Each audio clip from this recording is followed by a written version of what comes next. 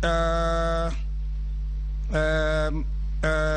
issue of Arror and Kimwarer, a very good question from my colleague.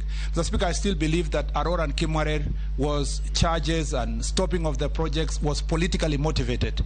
And when we called the Speaker, P.S. Maringa to the committee of the Senate, Mr. Speaker, I don't know if you were there at that time, but he was fumbling and eventually whispered to me and said, you know, I was told.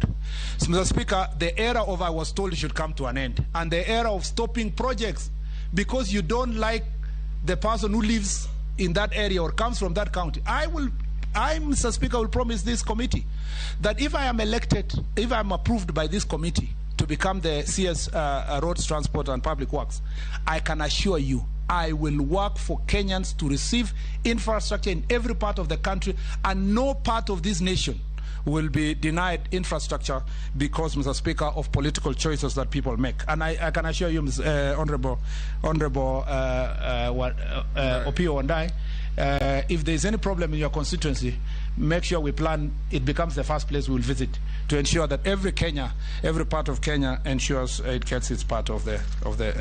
The last thing is open skies. Honorable Owen, let me